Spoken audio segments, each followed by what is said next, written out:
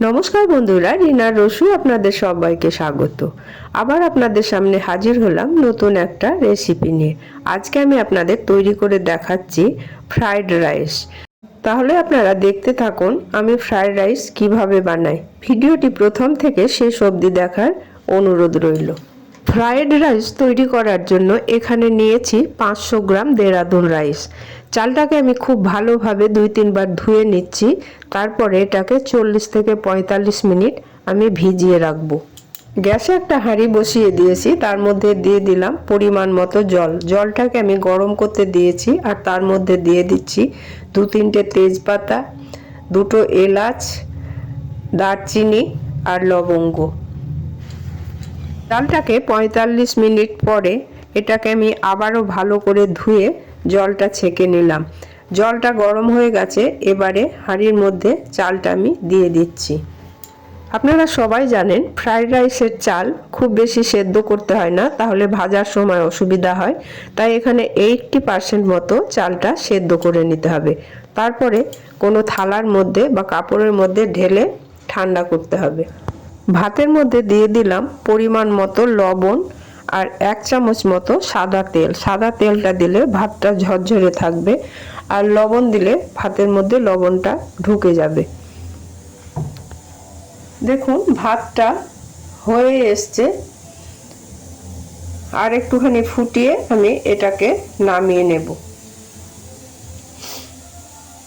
ভাতের ফ্যানটা ঝরিয়ে নিয়েছি। এবারে আমি 2টো থালার মধ্যে ঢেলে ভাতগুলোকে ঠান্ডা করতে দিলাম, আর এদিকে আর একটা আমি কড়াই বসিয়ে দিলাম। কড়াইয়ের মধ্যে সাদা তেল দিয়ে আমি কাজু আর কিশমিশটাকে অল্প একটু করে ভেজে তুলে রাখবো।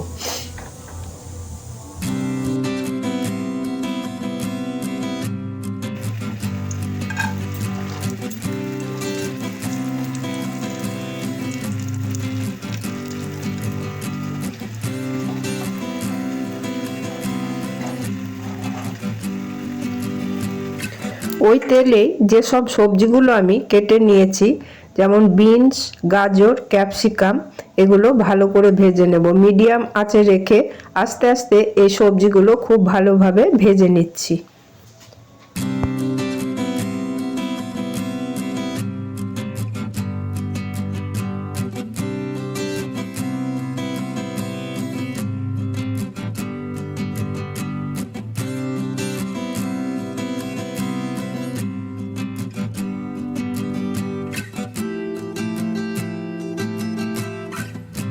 সবজিগুলো ভাজা হয়ে গেছে, খুব ভালোভাবে ভেজে নিয়েছি। এবার এটাকে তুলে রাখছি। আর এই যে ভাতটা আমি থালায় ঢেলে রেখেছিলাম, দেখুন ভাতগুলো একদম ঝরঝরে হয়ে গেছে। এবার এর মধ্যে পরিমাণ মতো চিনি মাখিয়ে দিচ্ছি। স্বাদ মতো চিনি দিতে হবে, যে যেমন মিষ্টি পছন্দ করেন। আমরা একটু মিষ্টি মিষ্টি ফ্রাইড রাইস খেতে ভালোবাসি, তাই আমাদের পছন্দ অনুযায়ী আমরা দিচ্ছি।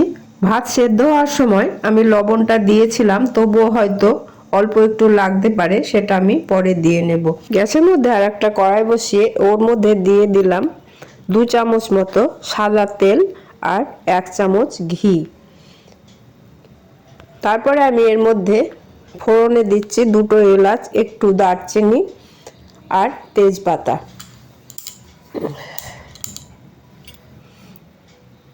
এবারে ফোড়নটাকে একটু নাড়াচাড়া করে এর মধ্যে আমি ভাতগুলো দিয়ে দিচ্ছি। সব ভাত আমি একসাথে ভাজবো না, তাহলে ভালো ভাজা হবে না। আমি দুবারে এই ভাতটা ভেজে নেব।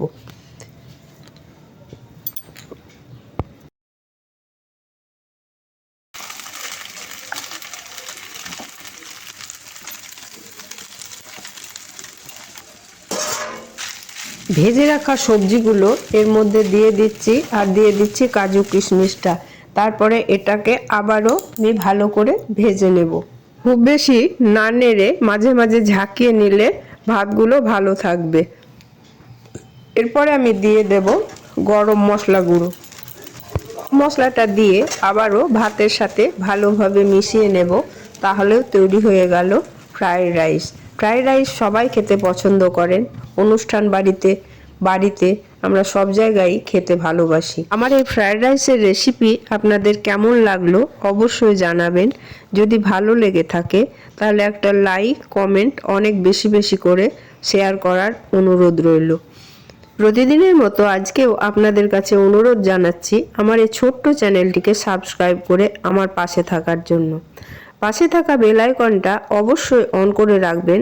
আমি যেসব নিত্য নতুন রান্নার ভিডিও আপলোড করি তার নোটিফিকেশন সবার আগে আপনার কাছে পৌঁছে যাওয়ার জন্য।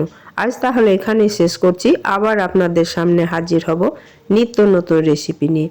আপনারা ভালো থাকবেন, সুস্থ থাকবেন, আমার পাশে থাকবেন। ধন্যবাদ।